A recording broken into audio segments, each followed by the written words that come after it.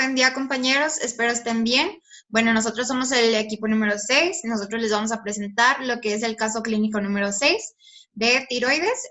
Mi equipo está conformado por Diana Laura Chávez, Erasmo Beltrán, Jorge García y su servidora Ivette Curiel. Como caso clínico tenemos a una femenina de 45 años que trabaja de enfermera y acude a consulta por sentirse débil e imposibilitándose sus labores cotidianas, además de notarse con cierto tinte amarillento en la piel desde hace días.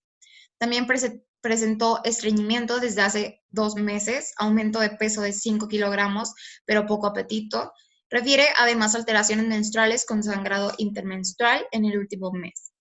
En la exploración, en los signos vitales, tuvo una temperatura de 36 centígrados, una frecuencia cardíaca de 60 latidos por minuto, frecuencia respiratoria de 16 respiraciones por minuto y se le observa palidez cutánea con coloración amarillenta. Áreas distales de extremidades frías con pulsos presentes. En los exámenes, en la biometría hemática se reporta dentro de los parámetros normales, glicemia de 98 miligramos por decilitro, creatinina de 0.7, GOT de 34, el GOT es el aspartato aminotransferasa, GPT de 27, el GPT es alaninoaminotransferasa, colesterol total de 326 gramos por decilitro, el colesterol HDL de 61, que es la lipoproteína de alta densidad, de 61 miligramos por decilitro, el colesterol LDL de 241 miligramos por decilitro, que es la lipoproteína de baja densidad, triglicéridos de 122 miligramos por decilitro y la hormona TSH, la tirotropina de 25, la hormona T4 indetectable y por último se le solicitó medición de anticuerpos antitiroideos y se quedó en espera de resultados. Bueno, yo les voy a hablar sobre la anatomía de la glándula tiroides. Bueno, sabemos que esta glándula es una glándula endocrina que está localizada en la parte anterior del cuello, justo debajo y por delante de la tráquea. Consta de 2 lóbulos simétricos que están a los lados de la tráquea y la laringe, que estos están unidos entre sí por el istmo. Embriológicamente hablando, estas derivan del endodermo, derivan como a los 22 días de la concepción y se forman entre la 4ª y la 6ª semana. Es el primer órgano en el ser humano que se forma desde la concepción y adheridas a la tiroides se sitúan 4 pequeñas glándulas que son las paratiroides. Bueno, sabemos que la glándula tiroidea tiene 2 células principales, que son las foliculares, que son las que producen las hormonas T3 y T4, y también la proteína llamada tiroglobulina. Las células C son las que producen calcitonina y se desconoce su función. Bueno, la tiroides madura, sabemos que el parénquima de la tiroides se subdivide en lóbulos por tabiques fibrosos y cada uno de estos lóbulos consiste en numerosas unidades funcionales conocidas como folículos tiroideos. Cada folículo está recubierto de células foliculares cuboidales y contiene coloide rico en tiroglobulina. Sabemos que la tiroides es altamente vascularizada y tiene una amplia red de capilares y arterias que lo rodean y suplen los folículos individualmente. Bueno, la irrigación está dada principalmente por estas 3 arterias que son la tiroidea superior, la tiroidea inferior y la tiroidea media. Bueno, la tiroidea superior es la primera rama de la carótida externa, se puede apreciar muy bien en la imagen. Y la tiroidea inferior es rama de la subclaviana. Bueno, la inervación sabemos que proviene del sistema nervioso autónomo. La parte simpática proviene del ganglio cervical y la parasimpática son por ramas del nervio vago. Principalmente la inervación está dada por el nervio laringeo recurrente y el nervio laringeo superior.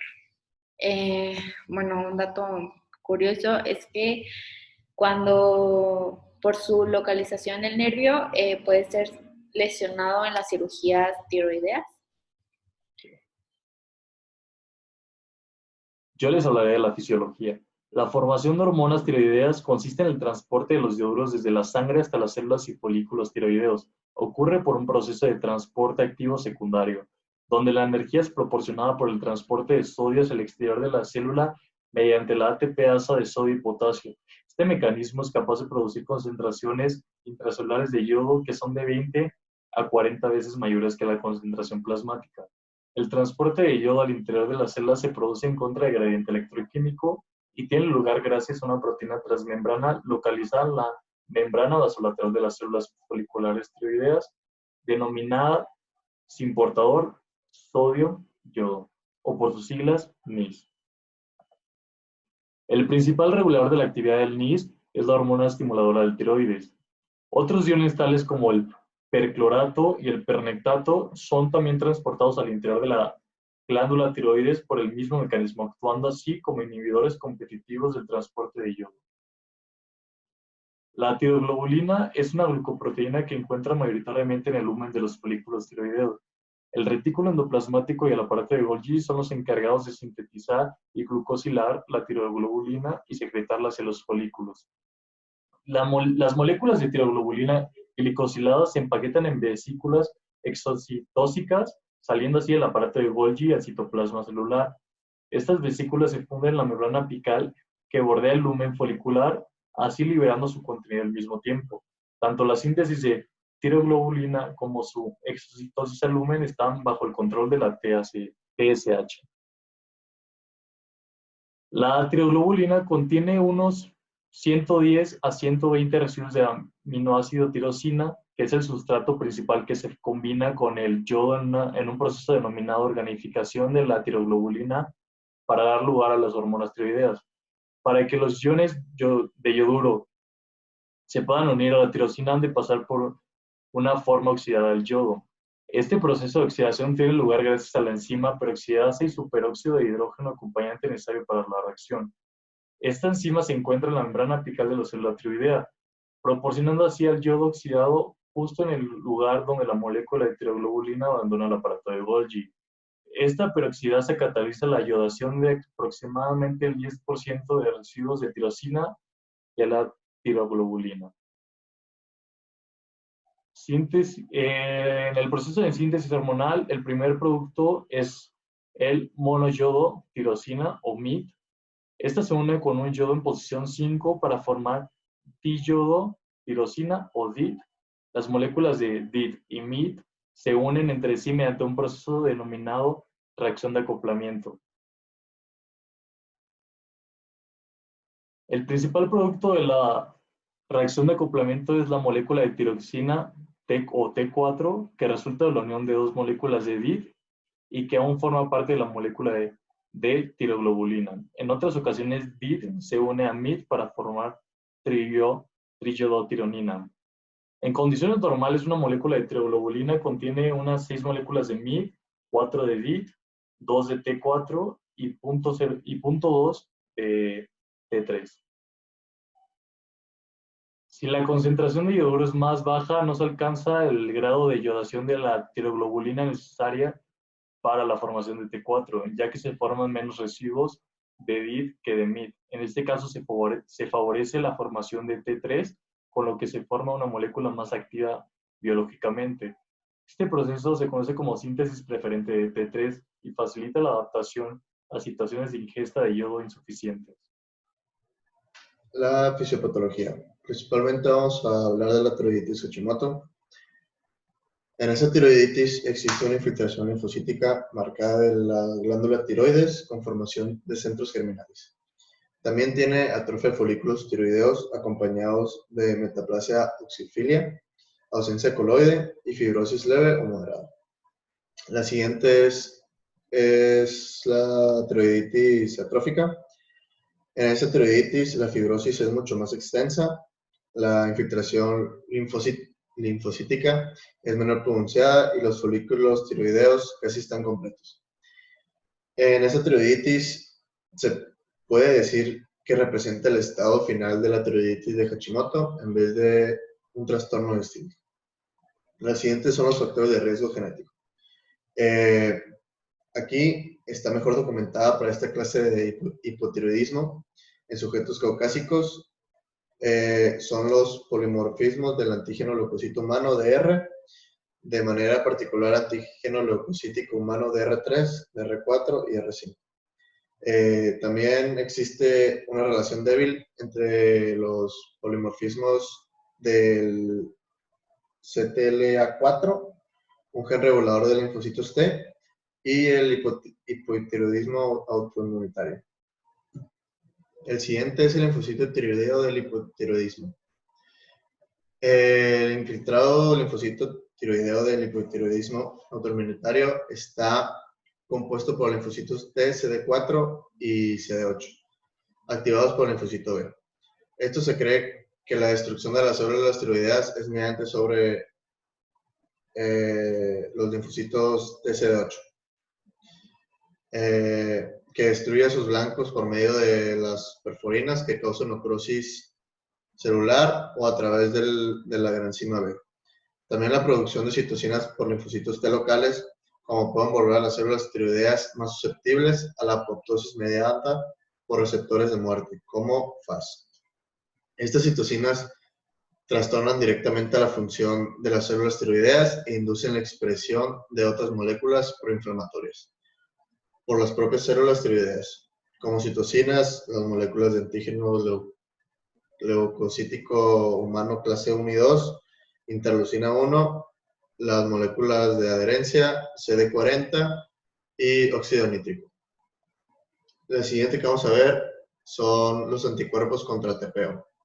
Estos fijan completamente en el hipotiroidismo autoinmunitario, se encuentran en la glándula tiroidea.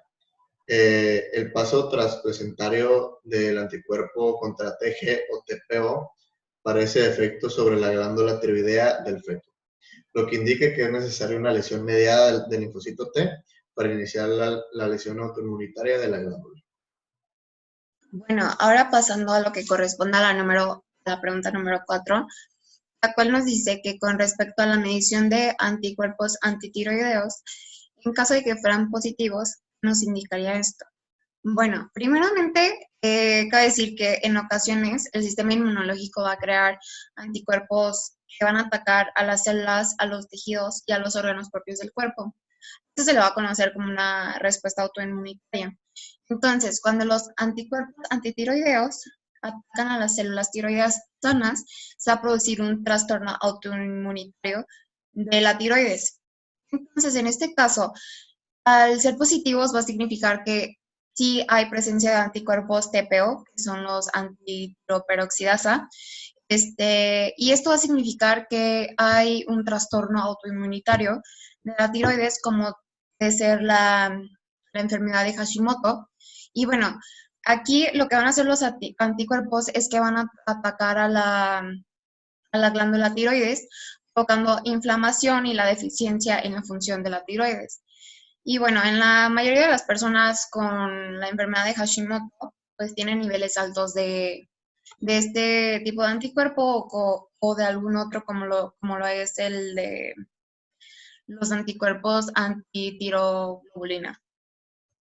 Ahora, algunos de los efectos de la hormona TSH sobre la glándula tiroides es, por ejemplo, el aumento de la proteólisis de la tiroglobulina intrafolicular. La tiroglobulina va a ser una proteína yodada que va a proporcionar los aminoácidos que son necesarios para que se lleve a cabo la síntesis de la hormona tiroidea de manera adecuada.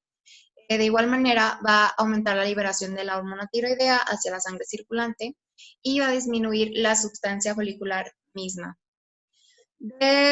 También va a hacer que haya un aumento de iodación de tiroxina y tironina, de su acoplamiento para así también formar las hormonas tiroideas. Va a hacer que haya un aumento de la actividad secretora y del tamaño de las células tiroideas, es decir, va a incrementar el número de células de la glándula tiroidea y hará que se transformen de cuboides a cilíndricas. Y bueno, esta hormona lo que va a hacer es estimular a la glándula para que sus folículos comiencen con la producción de las hormonas tiroideas, que son la T4 y la T3. La TSH le va a indicar a la glándula tiroides, entonces, la cantidad de hormona tiroidea que debe de producir. Y ya una vez producida, pues la hormona tiroidea va a entrar al torrente sanguíneo y de ahí pasa al resto del cuerpo y ya cumplir con la función que le toca. Y por último, va a haber un aumento de la actividad de la bomba yodo, así un incremento en el índice de captación de yoduro en las células glandulares. Bueno, nuestro diagnóstico es hipotiroidismo de Hashimoto, ya que es la cosa más frecuente del hipotiroidismo, que afecta casi a 4 de cada 1000 mujeres cada año y a casi 1 de cada 1000 varones cada año igual. Nosotros escogimos este diagnóstico porque creemos que es el más acertado para nuestro paciente, ya que sus características son que ella es del sexo femenino y tiene la edad de 45 años. Bueno, la prevalencia, el sexo más afectado son las mujeres, como ya se los dije anteriormente, y sabemos que el hipotiroidismo de Hashimoto se trata de una enfermedad autoinmune. Esto quiere decir que es una reacción del organismo frente a los tejidos propios, en este caso que es la tiroides. Sabemos que también están implicadas las hormonas como los estrógenos, los factores genéticos, el medio ambiente, entre otras cosas. Y es más común entre los 55 y 65 años. Pasando ahora a lo que corresponde al cuadro C, que es la relación entre las características del motivo de consulta y antecedentes de importancia con el diagnóstico y mecanismo fisiopatológico, consideramos lo que son las alteraciones menstruales, el aumento de peso y estreñimiento. Empezando con las alteraciones menstruales. Bueno, las funciones de la glándula tiroides influyen considerablemente en el sistema reproductor femenino, ya que produce hormonas que controlan el metabolismo e interaccionan con las hormonas sexuales. La anormalidad de los niveles de hormona de la tiroides, en este caso bajas, pueden causar flujo menstrual leve o abundante, periodos menstruales irregulares o su ausencia por completo, debido a que como las mismas hormonas secretadas por la glándula tiroides van a ser muy bajas, esto va a hacer que la interacción con las hormonas sexuales no sea la adecuada. El hipotiroidismo también provoca una falla ovulatoria causada por las interacciones, como mencioné anteriormente, entre las hormonas tiroideas y las hormonas sexuales. Es decir, la liberación de óvulos no va a ser la misma. De igual manera, el hipotiroidismo afectará la función ovárica al disminuir los niveles circulantes de la proteína ligadora de hormonas sexuales y aumentando los niveles de prolactina. También va a disminuir el peso de los ovarios y del útero y por ende causando irregularidad del ciclo sexual femenino, perdón. Ahora, el aumento de peso. El aumento de peso se va a estar dando porque, pues, como las hormonas tiroideas son las que regulan el metabolismo, entonces al haber disminución de estas hormonas, claramente va a haber disminución del metabolismo basal, del metabolismo de lípidos, de glucosa, etc. Entonces, en este caso, el metabolismo basal va a ser disminuido entre un 40 y 50% en el paciente con hipotiroidismo. Y bueno, una tiroides hipoactiva generalmente va a estar asociada con un aumento de peso independientemente de si el paciente come en exceso o no. Y bueno, también una de las causas puede ser la acumulación excesiva de sal y agua. Y bueno, una de las hormonas, que es la T3, es la encargada de aumentar la absorción de la glucosa en el tubo digestivo y también del recambio de la glucosa, que es la captación, oxidación y síntesis de glucosa. En el tejido adiposo, la hormona tiroidea va a inducir las enzimas para la síntesis de ácidos grasos, como lo es la acetil-CoA carboxilasa y el ácido graso sintasa. Y entonces se va a fomentar lo que es la lipólisis mediante el aumento del número de receptores beta adrenérgicos. La hormona tiroidea también va a fomentar la eliminación de kilomicrones,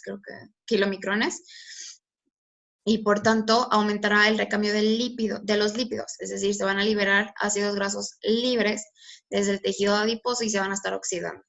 Entonces, al haber baja secreción de estas hormonas tiroideas, va a ocurrir exactamente lo contrario de lo que acabo de decir. Se va a enlentecer la metabolización de los alimentos y la capacidad para que el organismo queme las grasas, habrá aumento del colesterol y claramente habrá aumento de la retención de líquidos. Debido a esto, también va a haber una reducción del gasto energético, haciendo que las personas tengan aún más tendencia del aumento de peso. Y ahora pasando con el estreñimiento. En el caso del estreñimiento, pues la disminución de hormonas tiroideas va a causar en el cuerpo alteraciones de todo tipo. También va a causar alteraciones en el sistema digestivo, tales como es el estreñimiento. Debido a que, por ejemplo, en este caso, el hipotiroidismo va a provocar una disminución del movimiento intestinal, la peristalsis, y del funcionamiento digestivo, ocasionando así un tránsito que se ralentice, que sea más lento. Bueno, ahora vamos a hablar de la relación entre las características de la exploración física del paciente, el diagnóstico y el mecanismo fisiopatológico. El primero que vemos aquí es la palidez. La palidez se puede producir por una anemia, una bajada brusca de las defensas y una macrocitosis. Puede haber un aumento de tamaño de los glóbulos rojos de la sangre, que se traduce a fatiga, debilidad, piel reseca o palidez. La segunda que vemos ahí son las extremidades frías. Esto se da porque en la tiroides hay una hiporregulación hipotalámica y las hormonas son termorreguladoras. Por ende, hay una disminución de la temperatura, asimismo por hipomovilidad, y es multifactorial. La tercera y última que vemos en la exposición es la pérdida de cabello. La tiroides estimula los folículos pilosos, regula los ciclos capilares, equilibra la actividad de las glándulas sebáceas, la producción de sebo, favorece el vigor y la tonicidad de los cabellos. Pero si sufren de hipotiroidismo, pasa lo siguiente. Aumenta la fase telógena y se retrasa la fase anágena. La queratina se vuelve más frágil y el aspecto del cabello suele ser más áspero y seco, ya que se encuentra con una cabellera más pobre o apagada. Los exámenes que elegimos fue en base al cuadro clínico de la paciente a nuestra investigación que creímos oportunos para un buen diagnóstico. En primer lugar tenemos el perfil tiroideo, el cual nos permite medir la cantidad de hormonas tiroideas en la sangre y hace un análisis de la hormona estimulante de la tiroides. Como se puede observar en la imagen, cuando el nivel de TSH es alto, pero el de T4 y T3 son normales, se hablaría de un hipotiroidismo leve o asintomático. Cuando los niveles de TSH son altos, pero los de T4 y T3 son bajos, se hablaría de un hipotiroidismo. Cuando los niveles de TSH son bajos, pero los de T4 y T3 son altos, se hablaría de un hipertiroidismo. Y cuando los niveles de TSH, T4 y T3 son bajos, se hablaría de un hipotiroidismo secundario ocasionado por baja estimulación de la hipófisis a la tiroides. En segundo lugar, tenemos el examen de anticuerpos tiroideos. Este nos permite medir la cantidad de anticuerpos contra el compuesto peroxidasa tiroidea presentes en el torrente sanguíneo. Como se puede observar en la imagen, el valor normal del anticuerpo antitiroperoxidasa es de menor a 15 unidades por mililitro y una anomalía de este se hablaría de enfermedades como tiroiditis de Hashimoto o enfermedad de Graves. El segundo anticuerpo sería antitiroglobulina, el cual tiene un valor normal de menos de 100 unidades por mililitro, y anomalías en este valor se hablaría de cáncer de tiroides y tiroiditis de Hashimoto. Y por último, el antirreceptor de TSH tiene un valor normal de menos 1.5 unidades por litro, y una anomalía de este sería en enfermedad de Graves. Por último, tenemos el perfil lipídico. Este determina los niveles de lípidos en la sangre, como el colesterol y los triglicéridos. Como se puede observar en la imagen, el nivel de colesterol bajo sería de menor a 4 miligramos sobre decilitro. Un valor normal sería de 40 a 59. Un valor alto sería mayor o igual a 60.